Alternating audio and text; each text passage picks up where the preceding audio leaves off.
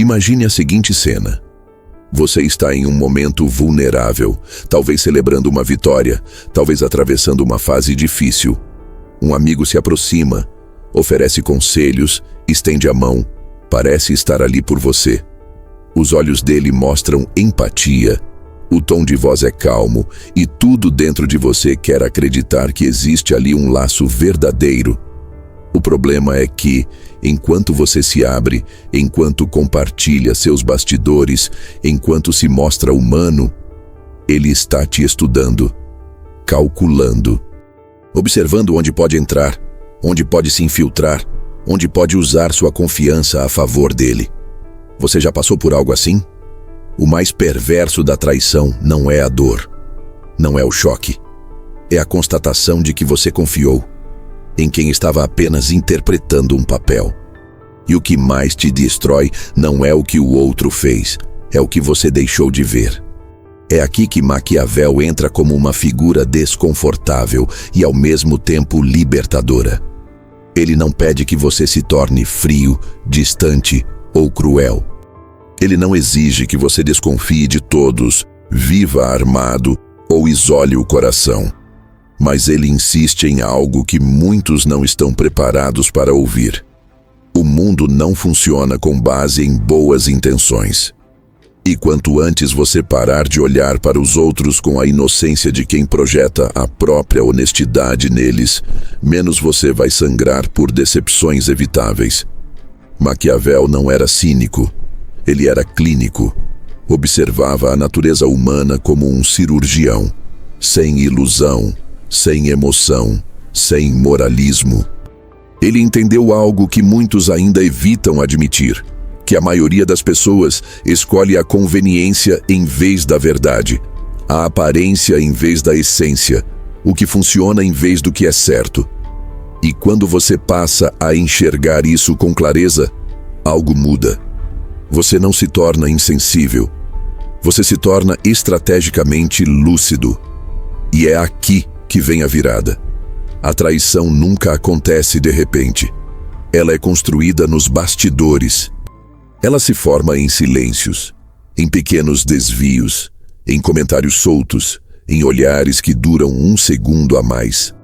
Só que a maioria das pessoas, tomadas por uma visão romantizada das relações, se recusa a enxergar os sinais. Preferem pensar, ele nunca faria isso comigo, do que aceitar que qualquer um é potencialmente perigoso, desde que as condições certas apareçam. Se você já foi traído, enganado, manipulado ou ferido por alguém que dizia estar ao seu lado, respire fundo. Isso não significa que você é fraco. Significa que você ainda estava vendo o mundo como gostaria que fosse, e não como ele é. E isso não é um defeito moral. É uma armadilha emocional que vem sendo reforçada desde que somos crianças. Crescemos ouvindo que quem faz o bem recebe o bem de volta. Mas e quando não recebe? E quando quem se doa é usado? E quando quem é leal é traído? Onde está a lógica? A verdade é que não há lógica, há interesse. E Maquiavel foi um dos primeiros a dizer isso com todas as letras. Os seres humanos, em sua maioria, agem movidos por aquilo que lhes é útil, não pelo que é justo. Essa frase não é amarga, ela é libertadora.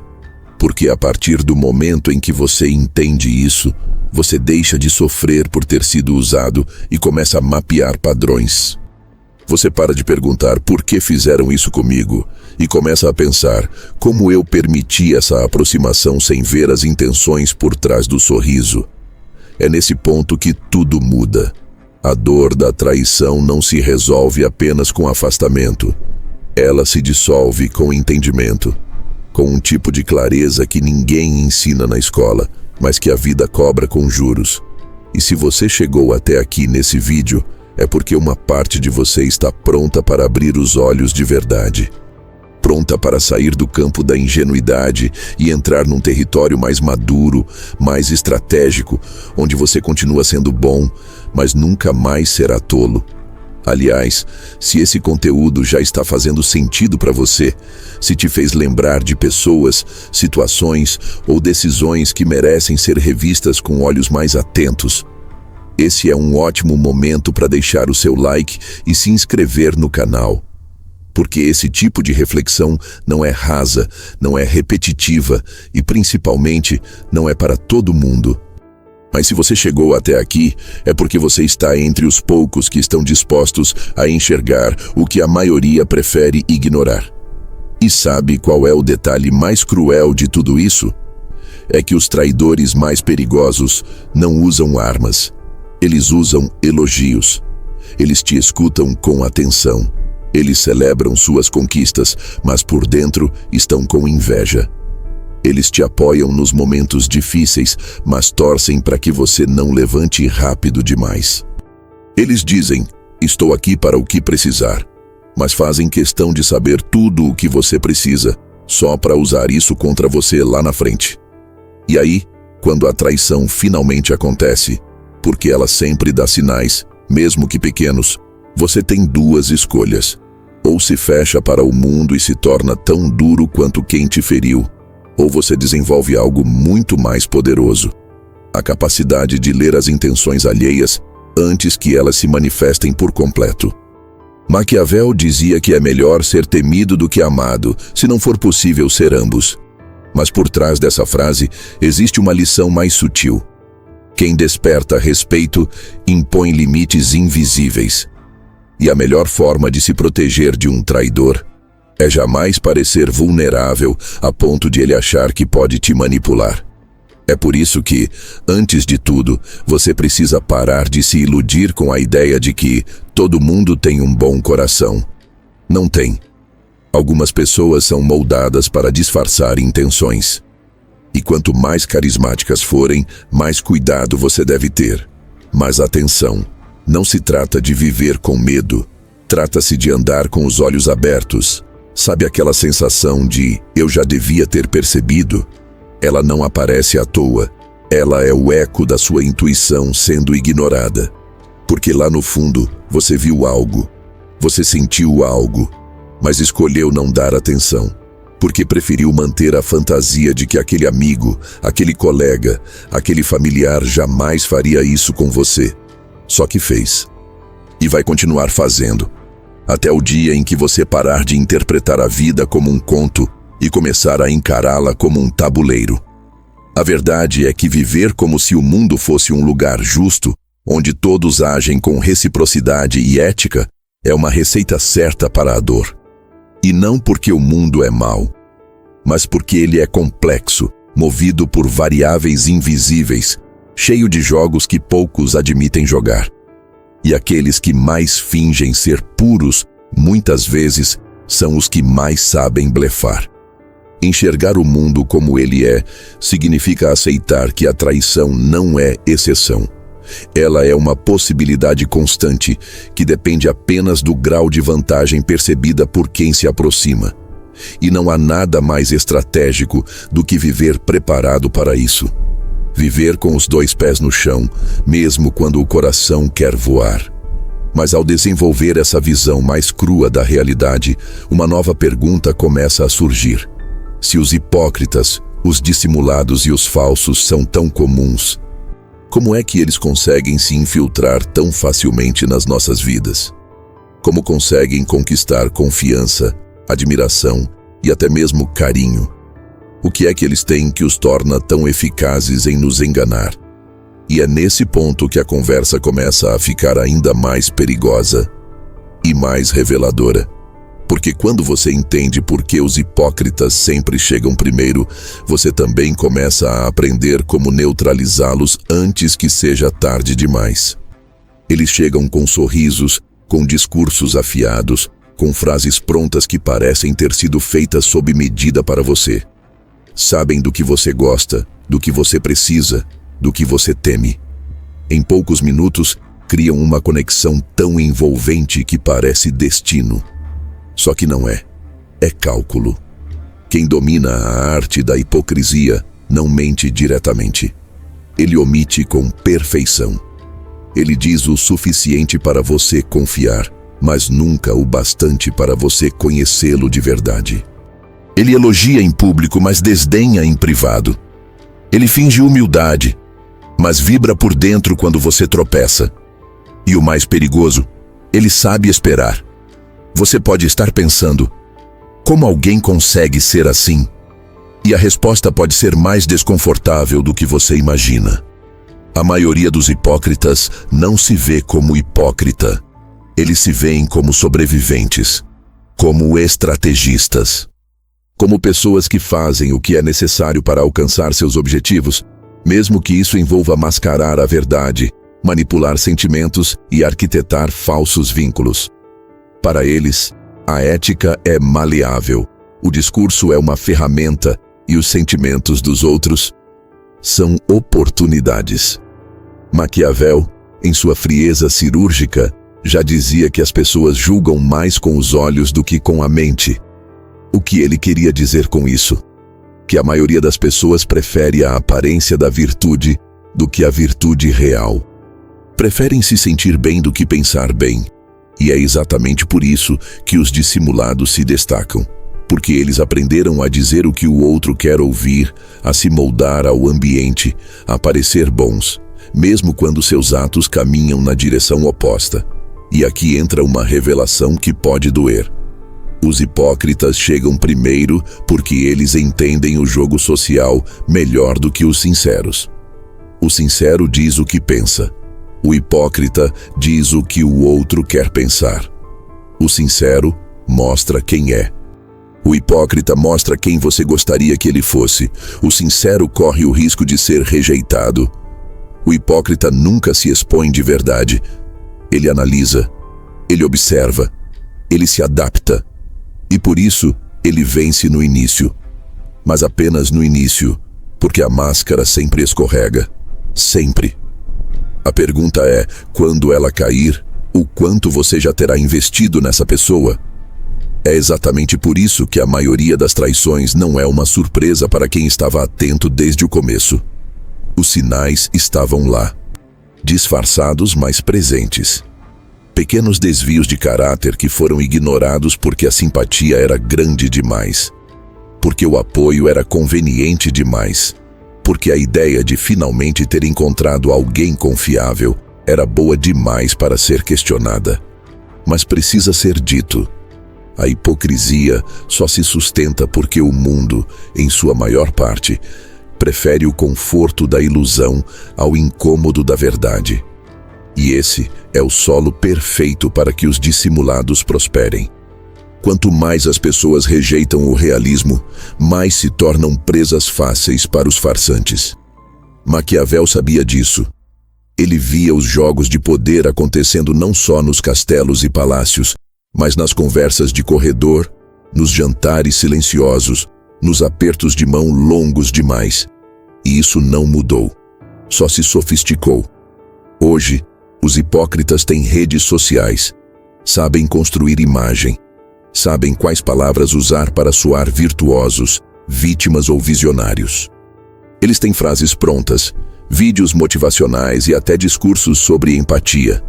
Mas não se engane, a hipocrisia do século XXI usa filtros, muitos, mas o olhar ainda é o mesmo, calculista, faminto por controle, sedento por vantagem. A pergunta que precisa ser feita é: por que ainda nos deixamos enganar? Porque queremos acreditar. Porque a verdade exige responsabilidade.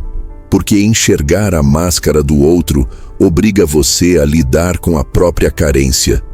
E isso dói. Porque implica admitir que, talvez, você só caiu naquele laço porque estava precisando de acolhimento, de validação, de parceria. E o hipócrita viu isso em você, leu nas entrelinhas, percebeu antes mesmo de você admitir. E aqui está o ponto mais delicado. Os falsos não entram na sua vida pela força. Eles entram pela brecha emocional. Eles percebem onde você está mais vulnerável, onde você precisa de apoio, de escuta, de presença. E eles entregam exatamente isso, até não precisarem mais. Maquiavel jamais romantizou o comportamento humano. Para ele, todos nós temos potencial para sermos bons ou estratégicos. E essa escolha não depende apenas de caráter. Depende de contexto, de circunstância, de interesse. Por isso, os hipócritas não são necessariamente monstros. São apenas pessoas que aprenderam, cedo demais, que fingir pode ser mais eficaz do que ser. Mas quando você enxerga isso de verdade, algo muda dentro de você. Você para de se deixar seduzir por elogios vazios. Você começa a ouvir com mais atenção do que fala. Você observa não o que a pessoa diz, mas como ela reage ao seu sucesso, à sua dor, às suas ausências. Você começa a perceber padrões. O falso sempre some quando você precisa dele de verdade. O falso evita te elogiar quando você está em evidência. O falso muda de postura quando está entre você e os outros. O falso fala bem de todos e por isso mesmo não é confiável. E mais do que tudo, o falso nunca se compromete emocionalmente com a verdade. Ele sempre deixa uma brecha, uma ambiguidade, uma saída, porque ele nunca está realmente ali. A partir disso, a única pergunta que resta é: o que fazer quando se identifica um hipócrita ao seu redor? Como agir diante de alguém que finge proximidade, mas joga contra nas sombras? Como lidar com quem veste o manto da amizade, mas carrega a lâmina da traição? Aqui é onde muitos erram, porque acham que a resposta é confronto direto. Acham que a melhor saída é jogar a verdade na cara, expor, denunciar. Mas Maquiavel, com sua frieza cirúrgica, nos ensinou algo muito mais eficaz. Você nunca deve mostrar a um inimigo a extensão da sua clareza. A melhor forma de se vingar de um hipócrita é frustrar os planos dele sem que ele perceba que você já o viu por completo. E às vezes, o plano dele é simples: te ver reagindo, te ver abalado, te ver desmoronando emocionalmente diante da revelação. Mas quando você permanece calmo, quando você se afasta em silêncio, quando você corta o acesso sem escândalo, você ganha um tipo de poder que palavras jamais dariam. A força de quem não precisa provar nada para ninguém. E nesse ponto surge um novo dilema. Você já identificou o traidor, já entendeu o dissimulado, já viu a máscara, mas como cortar esses laços de forma estratégica, sem cair no jogo deles, sem manchar a própria integridade e sem se tornar uma versão amarga de si mesmo? Essa resposta exige mais do que inteligência emocional. Ela exige cálculo, coragem e uma dose real de maturidade. Porque cortar alguém que ainda está sorrindo para você é um dos maiores atos de soberania pessoal que existem. E talvez seja isso que você precise aprender agora. Não se engane, a traição não acontece por acidente. Ela não é um tropeço impulsivo, ela não é um "foi mais forte do que eu". Essas são desculpas criadas para reduzir o peso da decisão. Mas por trás de toda traição existe uma escolha fria, uma análise, um cálculo. Quem trai, mede riscos e benefícios. E se decide por trair, é porque na conta dele valeu a pena. É duro ouvir isso, porque a traição para quem recebe é sempre um choque, mas para quem pratica, ela é quase sempre um plano com etapas claras e objetivos definidos. E quanto mais próxima a pessoa, mais tempo ela teve para preparar o terreno, para entender seus pontos fracos, sua rotina, sua confiança, para ocupar espaços dentro de você até que, no momento certo, ela soubesse exatamente como agir sem levantar suspeitas. Não é desatenção, é intenção. Trair não é apenas quebrar a confiança, é usar a confiança como escada, é subir nos degraus da sua boa-fé, é transformar o que você ofereceu de melhor em arma contra você. E para alguém fazer isso, não basta impulso, é preciso estratégia. E aqui entra uma pergunta que poucos têm coragem de fazer. O que o traidor queria? Ele não agiu à toa, ele não traiu por prazer gratuito. ainda que o ego dele tenha se inflado no processo. A verdade é que todo traidor tem um motivo oculto, algo que ele não podia alcançar com lealdade, um desejo que não cabia na honestidade, um atalho que a fidelidade não permitiria.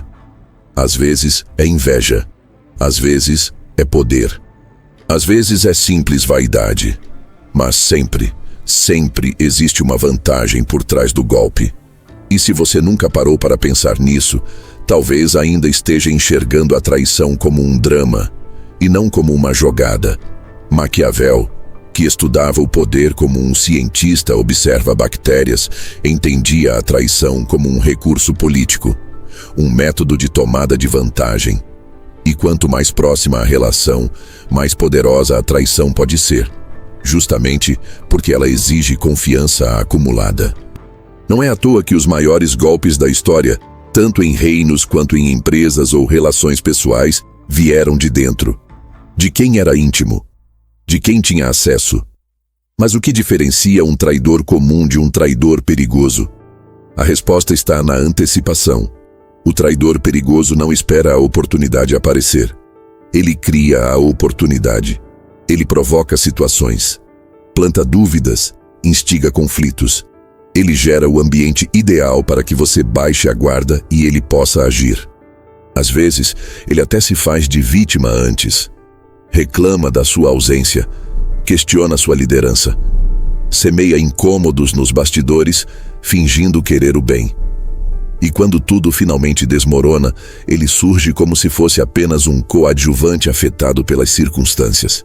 Ele raramente se apresenta como o arquiteto do caos, mas foi ele quem acendeu o fósforo, e você só percebe quando já está em chamas. A traição não é caótica, ela é coreografada. E isso significa que você pode aprender a identificar os sinais antes do golpe final. Porque todo traidor, por mais discreto que seja, comete pequenos erros de roteiro, pequenas falhas no disfarce, desvios de coerência, reações exageradas, olhares que não combinam com as palavras e o mais revelador, uma mudança súbita de comportamento logo após conquistar o que queria. Observe com atenção. O traidor some depois de obter informações. Ele muda de tom depois de ganhar sua confiança. Ele se afasta depois que você cai na armadilha. E nesse ponto você pode se perguntar: por que eu não percebi antes? Porque a mente de quem é leal não concebe a lógica da traição. Ela rejeita essa possibilidade, porque isso exigiria revisar toda a história, refazer memórias, questionar momentos que à época pareciam sinceros. E isso é doloroso demais. É mais fácil acreditar que foi um deslize, mais fácil fingir que ele estava confuso, mais fácil humanizar quem, na verdade, já vinha executando um plano há tempos. Mas se você quiser sair desse ciclo, se quiser deixar de ser o alvo e começar a ser o leitor da cena, vai precisar abandonar a ideia de que traição é um erro emocional. Vai precisar aceitar que algumas pessoas usam você como peça e não como parceiro. É uma mudança dura, mas necessária. E não, isso não vai te transformar em alguém amargo. Pelo contrário, vai te transformar em alguém preparado. Alguém que continua sendo bom, mas que observa com frieza os movimentos de quem se aproxima rápido demais, elogia demais, oferece demais, entende demais. Porque excesso de sintonia, às vezes, é simulação. Porque excesso de disponibilidade, às vezes, é camuflagem. E a maior defesa que você pode ter contra a traição é não criar nenhum ponto cego emocional, nenhum lugar sagrado onde ninguém pode ser questionado, nenhuma relação onde você confia tanto que para de observar. Porque o traidor se move nas sombras da sua confiança. E quanto mais escuro o ambiente, mais ele tem liberdade para agir. Mas você pode virar o jogo, não traindo de volta, não se tornando igual, mas aprendendo a mapear perfis, aprendendo a testar intenções, aprendendo a não entregar tudo de uma vez. Porque quem revela tudo rápido demais facilita o trabalho de quem veio para enganar. Maquiavel dizia que os príncipes inteligentes nunca entregam sua alma de forma pública. Eles escondem suas verdadeiras intenções. Eles testam a lealdade dos outros antes de confiar de fato. E esse é o ponto. Você não precisa viver em guerra, mas precisa aprender a fingir paz até entender quem está realmente ao seu lado. E mais, não caia na armadilha de confrontar o traidor esperando arrependimento. Isso raramente acontece. O traidor não sente culpa, sente risco. Ele se arrepende quando é descoberto, exposto ou punido. Nunca quando você abre o coração. Nunca quando você chora. Porque ele não se movia por emoção. Ele se movia por ganho. Por isso, o único confronto que vale a pena é aquele que corta a rota de vantagem do traidor, que bloqueia o acesso, que remove o palco, que desarma a manipulação. Tudo com o mínimo de palavras e o máximo de postura.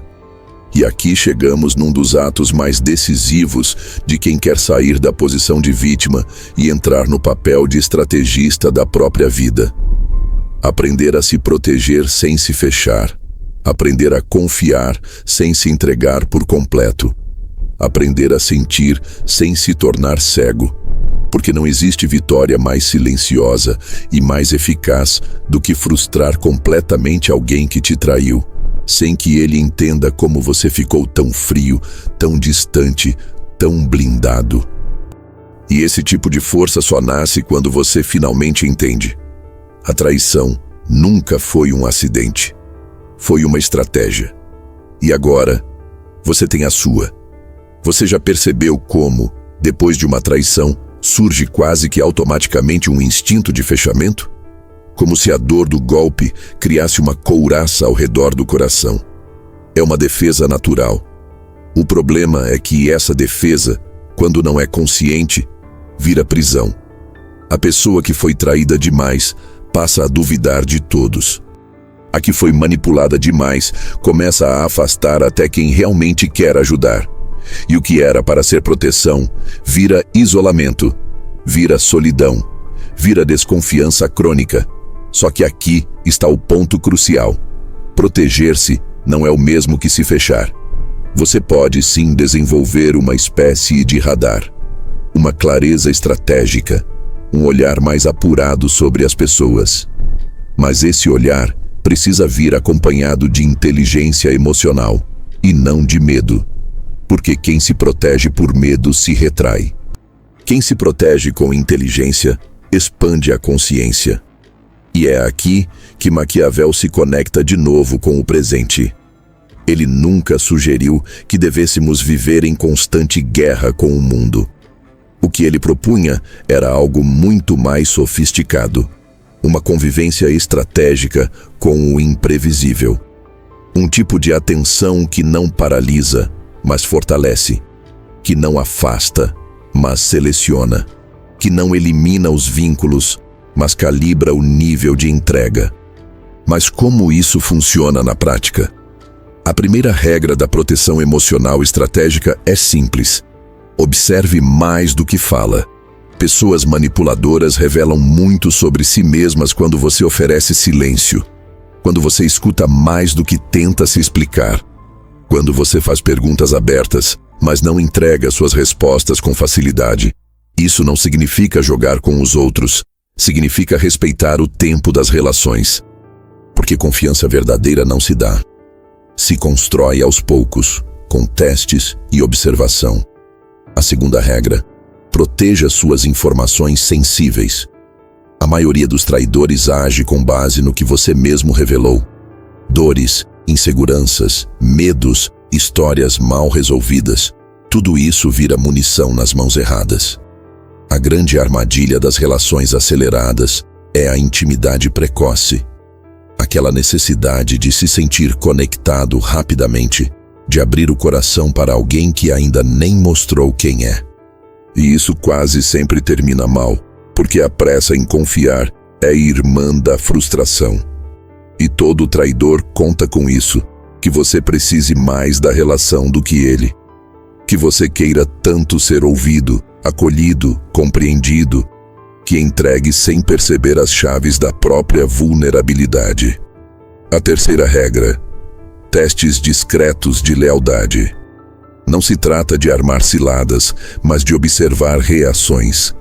Dizer algo pequeno sobre você e ver como a pessoa lida. Compartilhar uma fraqueza controlada e perceber se aquilo volta para você em outra conversa, distorcido. Perceber se essa pessoa te defende quando você não está. Se te menciona com respeito. Se a postura muda quando vocês estão entre outras pessoas.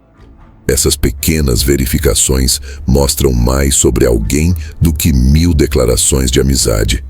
A quarta regra: não dependa emocionalmente de quem ainda não provou valor. Carência é o oxigênio dos manipuladores. É a fome que os alimenta. Quando você está emocionalmente carente, passa a projetar. E ao projetar, você cria uma imagem ideal do outro, mesmo que a realidade esteja cheia de sinais vermelhos. A pessoa mal chegou, mas você já se sente seguro com ela. Já fala tudo, já conta segredos, já sonha com parceria. E isso, na visão de um hipócrita, é o bilhete dourado. Porque agora ele sabe que, para te manter preso, basta simular presença. Basta manter a fantasia viva. Ele nem precisa ser real. Só precisa manter o personagem que você construiu dentro de si mesmo. Mas a verdadeira inteligência emocional estratégica vai além da defesa. Ela te permite criar ambientes onde a verdade aparece naturalmente. Você já notou como algumas pessoas revelam o pior de si quando perdem acesso a algo que desejavam? Quando não conseguem mais te usar, quando suas manobras deixam de funcionar. Essa é uma das maiores bênçãos da maturidade. Saber esperar. Saber não reagir de imediato. Porque quem finge não consegue sustentar o personagem por muito tempo. Em pouco tempo, a verdade sempre começa a escorrer pelas bordas. Um comentário ácido aqui. Uma mudança de humor ali. Um elogio com veneno, um distanciamento repentino. E tudo o que você precisa fazer é não correr para consertar. Porque quando você deixa a máscara cair sem tentar segurá-la, você conhece quem a pessoa realmente é. E isso, por si só, é proteção. É por isso que não se trata de viver fechado.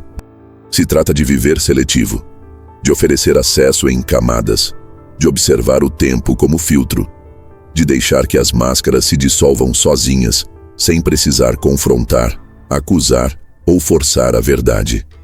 Agora talvez você se pergunte: e se eu tiver que conviver com alguém assim?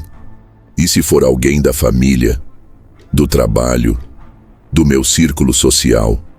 Como manter a proteção sem me isolar?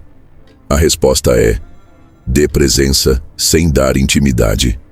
Mantenha o diálogo superficial, mas nunca hostil. Mostre respeito, mas não permita confusão. Seja educado, mas não entregue o que é precioso. Porque a verdadeira força não está em afastar todos, está em conseguir estar entre os falsos sem ser contaminado. E isso exige um tipo de calma que vem da clareza. Quem sabe o que está acontecendo não se desespera. Quem já viu o padrão se repetindo não entra mais no jogo. Quem conhece as motivações por trás da traição não fica surpreso com a repetição. E essa lucidez se transforma em postura. Você não precisa dizer que sabe, seu silêncio já mostra.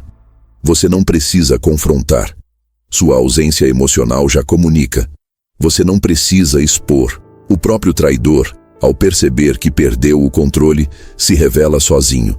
Mas há algo ainda mais profundo aqui. A verdadeira inteligência emocional não está apenas em se proteger do mal alheio. Está em não permitir que o mal alheio te transforme. Porque o maior perigo da traição não é o golpe. É o que ela planta dentro de você. A semente da desconfiança, o veneno da paranoia, o desejo de vingança. E se você não cuidar, isso te corrói por dentro. Você começa a se afastar até de quem te ama. Começa a duvidar até de quem é leal. Começa a se proteger tanto que ninguém mais consegue entrar. E aí, o traidor vence. Não pelo que fez, mas pelo que deixou em você.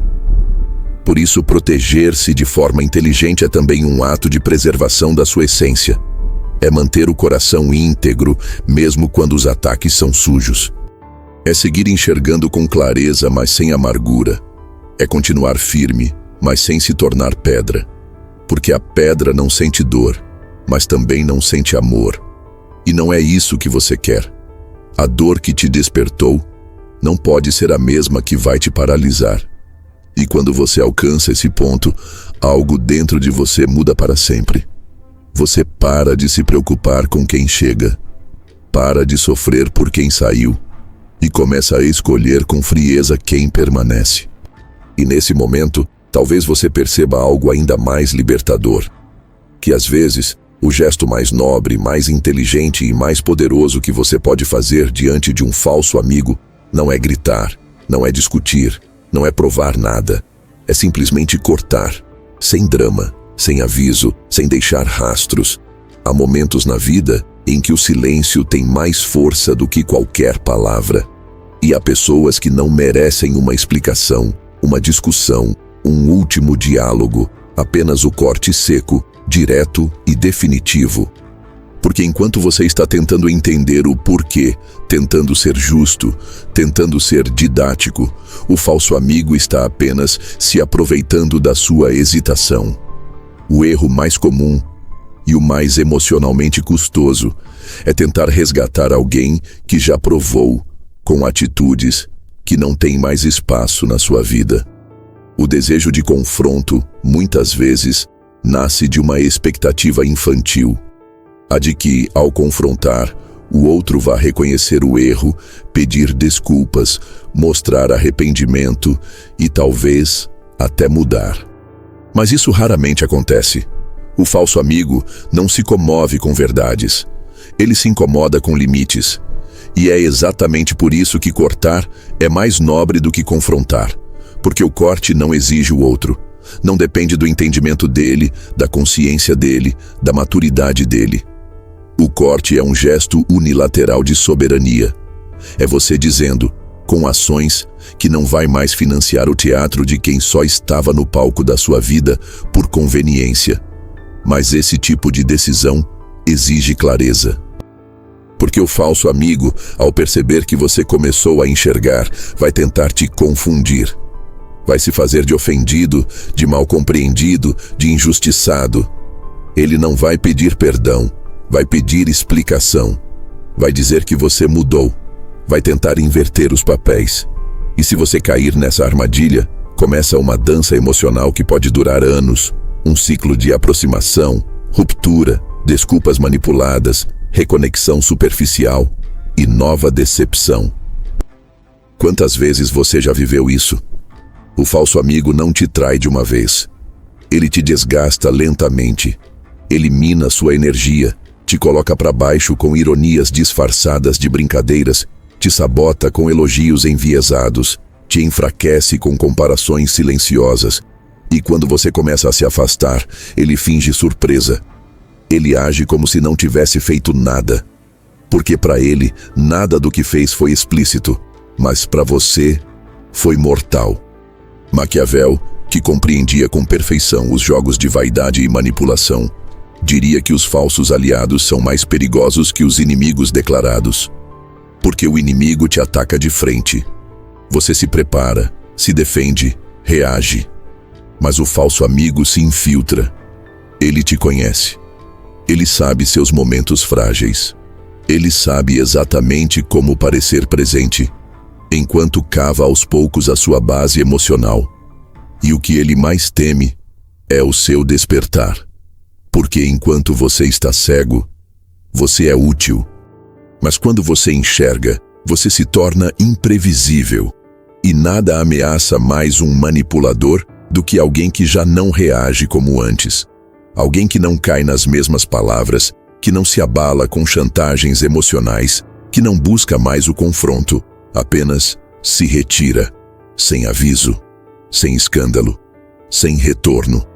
Esse tipo de corte é sim um gesto nobre, porque ele preserva a sua energia, porque ele não tenta transformar quem não quer mudar, porque ele não insiste em conversas que não levam a lugar nenhum, porque ele entende que há pessoas que não merecem saber o que você descobriu sobre elas. E aqui há uma virada interna importante. Você precisa parar de dar palco para quem só quer atenção. Falsos amigos se alimentam da sua reação, do seu desequilíbrio, do seu esforço em querer explicar, corrigir, reorganizar o que nunca foi genuíno. Eles criam crises apenas para se manterem no centro da sua atenção. E quando você entra nessa, você alimenta exatamente o que devia cortar. Mas o corte não é ausência de dor. Cortar alguém que fez parte da sua vida, mesmo de forma tóxica, também fere. Existe um luto, um vazio, uma fase em que a sua mente ainda tenta buscar justificativas, memórias boas, razões para manter contato. Isso é normal. O que você precisa entender é que a dor do corte é passageira, mas o custo de manter um falso amigo é permanente. Quantos sonhos você já deixou de lado por causa de uma opinião ácida disfarçada de conselho? Quantas vezes você se sentiu menor perto de alguém que dizia te apoiar?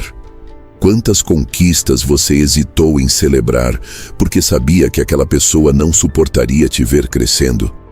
Isso é corrosão emocional. E quem faz isso com você não pode continuar ocupando um lugar sagrado. Porque amizade, por definição, é espaço de confiança. E confiança, uma vez violada com intenção, não deve ser reciclada. Deve ser encerrada. Você não precisa odiar, não precisa retaliar, só precisa encerrar, cortar sim, mas com elegância, com sobriedade, com um silêncio que diz: eu vi quem você é e não quero mais participar dessa farsa. E talvez nesse ponto você se pergunte: mas como saber a hora certa de cortar? E se for só um momento ruim? E se eu estiver exagerando? E a resposta é brutalmente simples. Se você precisa se anular para manter alguém por perto, já passou da hora. Se você tem medo de ser quem é diante da pessoa, já passou da hora. Se você sai de cada encontro mais esvaziado do que entrou, já passou da hora. E sabe o que acontece quando você corta de verdade, sem avisos, sem volta, sem necessidade de explicação? Você dá espaço para o silêncio trabalhar a seu favor. Porque o falso amigo, quando perde acesso, começa a mostrar quem é de verdade. Ele tenta se vingar, tenta te expor, tenta manchar sua imagem. E quanto mais ele grita, mais você se fortalece. Porque quem observa de fora vê. O desequilíbrio está nele, não em você. E aqui entra um ponto que quase ninguém fala. O falso amigo não quer você. Ele quer a versão fraca de você, aquela que ele pode controlar, diminuir, influenciar. E quando você se fortalece, quando você cresce, quando você estabelece limites claros, ele perde o encanto. Ele perde o controle. E é por isso que ele tenta te provocar, para ver se você volta a ser manipulável. Mas você não volta. Porque uma vez que você vê, não tem mais como desver. Uma vez que você entende, não tem mais como fingir. E uma vez que você se posiciona, o jogo acaba. E se isso tudo parece radical, é porque o autoconhecimento é radical. Ele exige que você corte excessos, ilusões, vínculos falsos, pactos silenciosos com pessoas que já não pertencem ao seu caminho. E isso não te faz frio, te faz livre. Mas a liberdade verdadeira tem um preço: a solidão seletiva. Nem todo mundo vai com você. Nem todo mundo entende seus limites. Nem todo mundo tolera sua clareza. E tudo bem. Porque uma vez livre dos falsos, você começa a perceber quem realmente fica. Quem permanece quando você não é mais útil, mas sim verdadeiro. Quem não se sente ameaçado pelo seu crescimento, pela sua maturidade, pelo seu silêncio.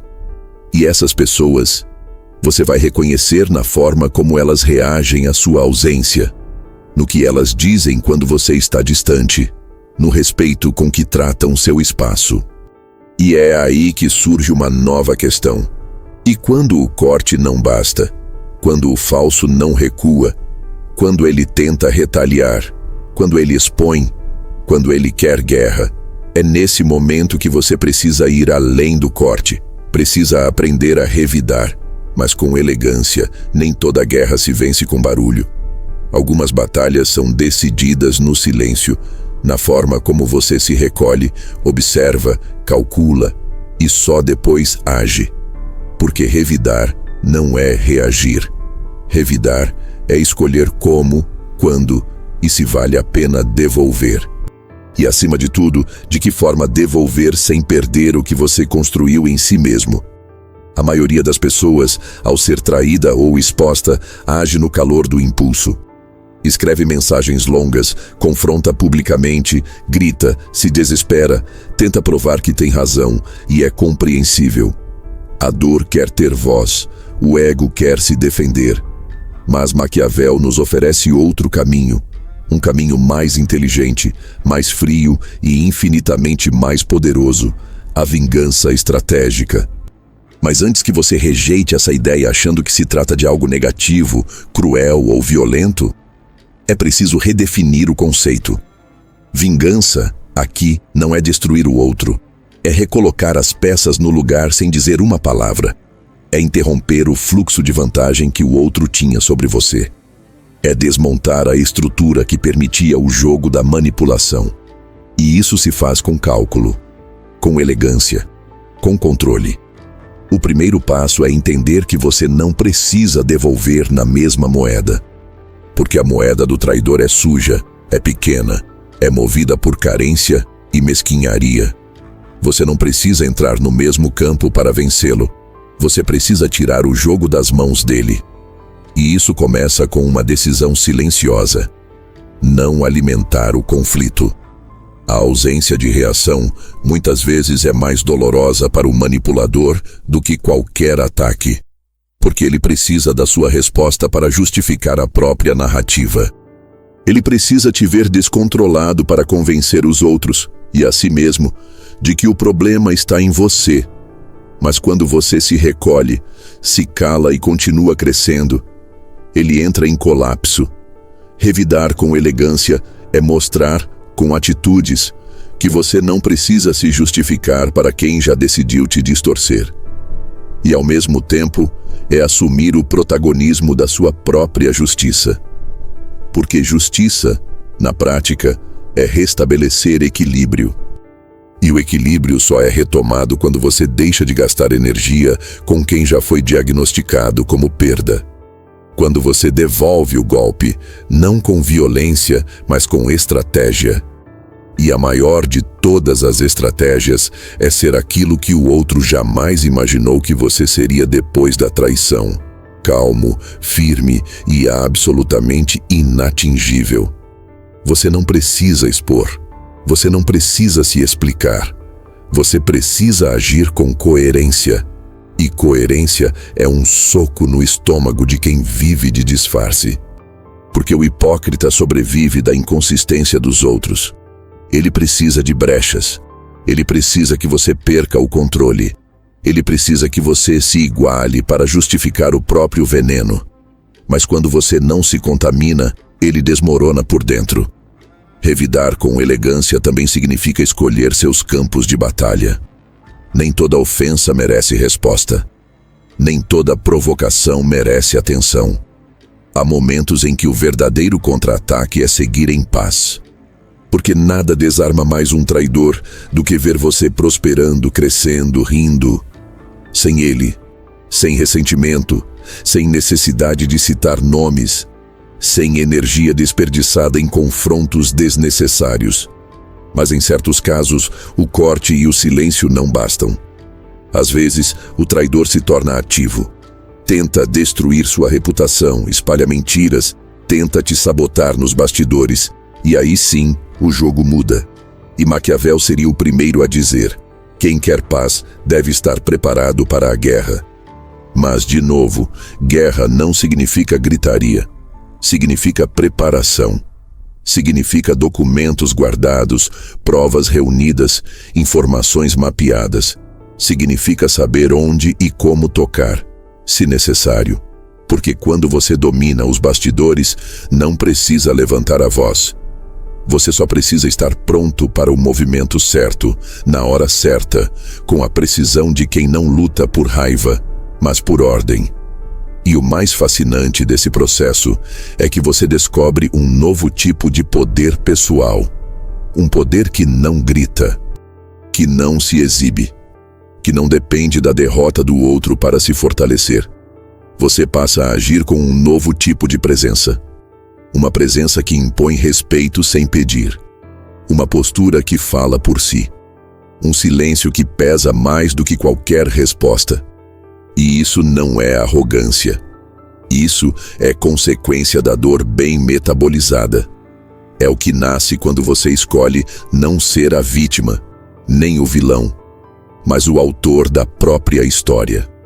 E aqui há uma decisão que poucos fazem conscientemente. Você precisa escolher qual dor vai carregar. A dor de se rebaixar tentando provar que está certo, ou a dor de deixar para trás alguém que te feriu, com a cabeça erguida. A segunda dói menos e cura mais rápido, porque ela vem acompanhada de algo raro: paz. E a paz, nesse contexto, é um privilégio de quem entendeu o próprio valor.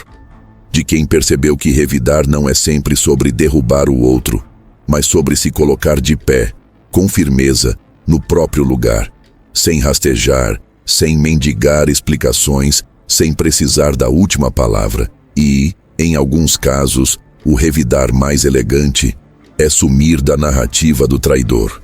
É tirar dele o direito de te citar. É impedir que ele continue sendo um personagem na sua vida.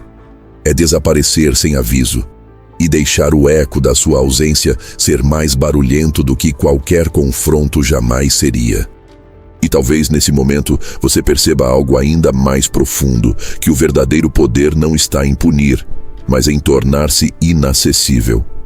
Inacessível à manipulação, inacessível ao jogo emocional, inacessível à chantagem, inacessível à repetição da dor. E é aí que o ciclo se fecha. Não com gritos, não com aplausos, mas com a serenidade de quem nunca mais será pego de surpresa, porque já aprendeu a ver antes de confiar, a proteger antes de se abrir, a se retirar antes de adoecer. Mas a pergunta mais poderosa que você pode se fazer agora é: e se eu pudesse prever a traição antes mesmo que ela se forme? E se existisse um tipo de visão que detecta o hipócrita antes mesmo da máscara cair? Você já imaginou como seria sua vida se você tivesse aprendido, anos atrás, a reconhecer os sinais da falsidade antes mesmo dela se manifestar? Se tivesse enxergado o traidor antes da facada? Se tivesse percebido a dissimulação antes do aplauso falso? Se soubesse identificar aquele brilho nos olhos que não era admiração, mas inveja? Essa habilidade existe e não tem nada de sobrenatural. É lucidez, é leitura emocional, é análise estratégica. É o oposto da ingenuidade. E ser menos ingênuo não significa ser frio, paranoico ou insensível. Significa ser menos penetrável. Significa desenvolver uma espécie de escudo mental que, silenciosamente, avalia cada aproximação, cada fala, cada movimento. Porque quanto mais você entende sobre o comportamento humano, menos você cai em narrativas prontas. E essa é a essência de se tornar inacessível à manipulação. A manipulação não funciona em quem conhece a si mesmo, porque o manipulador se apoia no seu vazio, na sua pressa de agradar, na sua necessidade de validação. Ele calcula suas reações, ele explora seus pontos cegos, ele testa até onde pode ir, até onde pode te dobrar. Mas quando ele percebe que você já se observou o suficiente, que você não precisa mais de aprovação, que você sabe dizer não, que você está disposto a se afastar sem drama, ele recua. Porque não existe manipulação possível diante de alguém emocionalmente completo. Mas isso exige treino, exige reconstrução, exige autoconhecimento como prática, não como teoria. Porque o que te torna manipulável não é o outro, é o que você ainda não curou em si mesmo. É a culpa que te impede de colocar limites. É o medo de rejeição que te faz manter vínculos por pena. É a insegurança que te obriga a explicar demais. É a carência que te convence a perdoar rápido demais. É o trauma que te faz ver todo afeto como urgência. E o manipulador enxerga isso. Ele fareja isso. Ele gira em torno disso. Por isso, o maior ato de defesa não está em confrontar o manipulador, mas em desativar os botões internos que ele tenta apertar. E para isso, você precisa se tornar alguém menos previsível. Alguém que não reage da forma esperada, que não entrega emoção gratuita, que não se afeta com ausência ou com bajulação. Você precisa ser, aos olhos de quem joga sujo, um território difícil de acessar. E isso não significa se isolar. Significa redefinir os critérios de entrada. Nem todo mundo precisa saber da sua vida. Nem todo elogio deve ser recebido como sinal de lealdade. Nem toda empatia é genuína. Nem toda escuta é por solidariedade. Às vezes, é por estratégia. Quanto mais você entende sobre isso, mais você cria filtros naturais. Sua fala muda, sua postura muda, seu silêncio ganha outra densidade. Você passa a incomodar os hipócritas, não porque os ataca, mas porque não os alimenta mais. E aqui entra um ponto que muitos negligenciam. Quem é emocionalmente maduro não confronta todos os erros. Ele seleciona o que merece resposta. Porque se você precisar lutar o tempo todo, você se esgota. Mas se você escolher com inteligência o que merece sua energia, você nunca mais será vítima do caos alheio. Maquiavel sabia disso. Ele não falava sobre poder apenas como domínio externo, mas como controle interno. Aquele que te permite manter a compostura enquanto tudo à sua volta tenta te tirar do eixo. Aquele que transforma a sua presença num espaço onde os jogos dos outros simplesmente não funcionam. E é assim que você se torna inacessível à manipulação. Não porque é perfeito, mas porque se conhece. Não porque não sente, mas porque sabe o que sente e não permite que sintam por você. Não porque não confia, mas porque aprendeu a confiar com método, com tempo, com critério. E nesse ponto, sua vida muda. Você deixa de perder noites tentando entender atitudes alheias. Deixa de se culpar por se afastar de quem só drenava sua energia. Deixa de tentar provar valor para quem nunca viu você como pessoa, só como oportunidade. Você passa a ter paz. Uma paz sem plateia, sem necessidade de explicações, sem dependência emocional. Uma paz que vem do simples fato de saber: ninguém mais entra na sua vida sem passar pelos filtros da sua lucidez. E quando você chega aí, até os traidores mudam de alvo, porque o traidor só ataca onde há terreno fértil para manipulação. E o hipócrita só finge onde ainda vale a pena sustentar a farsa. Mas com você, não vale mais. Porque agora você não quer mais apenas identificar o hipócrita. Você quer não ser mais um ímã para ele. Quer deixar de ser alvo. Quer passar a ser espelho. Porque o espelho não ataca, mas obriga o outro a ver a si mesmo. E é por isso que os falsos somem diante de quem vê com clareza. Porque a sua lucidez os confronta mais do que qualquer acusação. A sua serenidade os desmonta. A sua ausência emocional os desarma. E tudo isso não vem do ódio. Vem da decisão de não mais ser ingênuo. De se proteger sem se fechar. De cortar sem culpa. De revidar com dignidade. De viver num lugar onde a verdade não precise de defesa. Porque ela se impõe sozinha. E talvez a partir de agora, você comece a perceber que toda traição que você viveu Foi um convite para que você desenvolvesse esse tipo de força. Mas e se essa força, agora desperta, puder ser usada também para crescer, liderar e construir relações verdadeiras, sem medo, sem disfarces, sem jogos? Porque uma vez que você aprendeu a lidar com os falsos, chegou a hora de aprender a atrair os verdadeiros.